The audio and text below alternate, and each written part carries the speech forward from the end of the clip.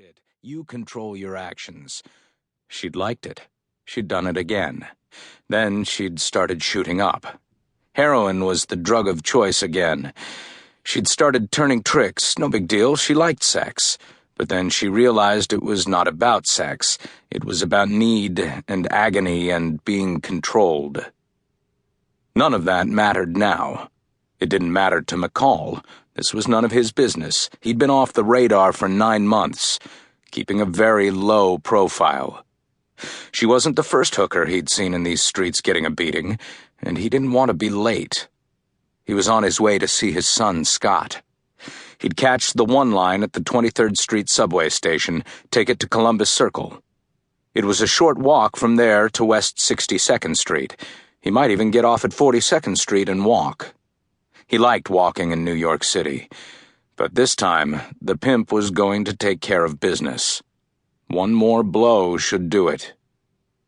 He dragged the girl up with one hand, clutching her halter top up around her throat now, exposing her large, pendulous breasts. He was going to hit her from below, a vicious uppercut. It would drive her nose up into her brain and kill her. McCall stepped into the alleyway. He felt like eyes were watching him from the large curtains, but nothing moved in them. Just a light breeze rustling through the cardboard living rooms and bedrooms.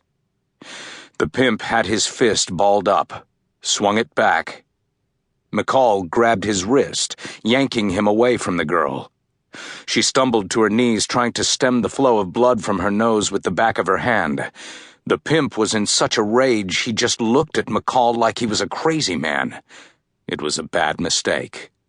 You're grabbed in an alley on your own turf when you're teaching one of your whores a lesson. You don't let anyone stop you. Certainly not some white-ass old dude in a suit and tie and a dark overcoat. Looked like he'd just strolled up from Wall Street.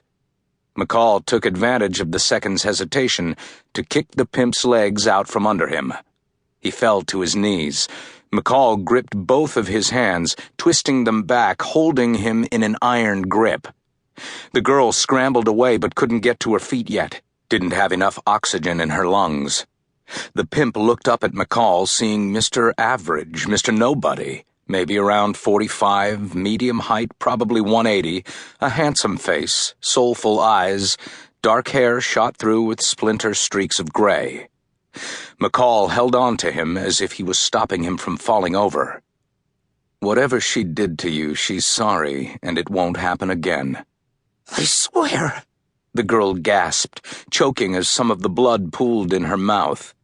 She spit it out, and, as if suddenly self-conscious, pulled her halter top down over her breasts. "I live in the neighborhood," McCall said conversationally, as if he and the pimp were arranging to meet for coffee.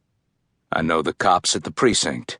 I like to chat with the guy who runs the morgue, very erudite, quotes Blake and Harry Potter. If I find out this girl's been beaten again, I'll come looking for you, and I'll find you. If you kill her, I'll personally deliver you onto one of the morgue's autopsy tables. Are we cool?"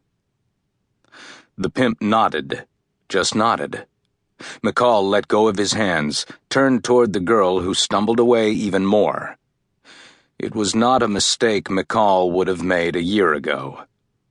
He'd read defeat in the pimp's eyes, but he'd read it wrong. The guy was street smart. Slumped back, dejected. He'll let it go this time.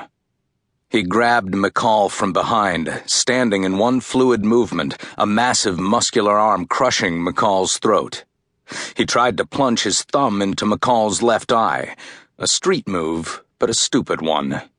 McCall grabbed the pimp's left hand, breaking his middle and ring fingers in 2 sharp movements. The strangling hold on his throat went slack. McCall grabbed the pimp's right hand, broke the middle and ring fingers, turned him and kicked him in the balls.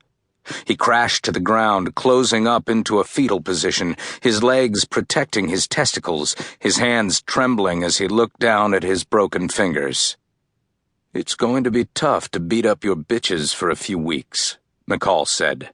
"Your fingers will be in splints, but they'll heal." "You're a dead man," the pimp managed to croak, his voice filled with pain.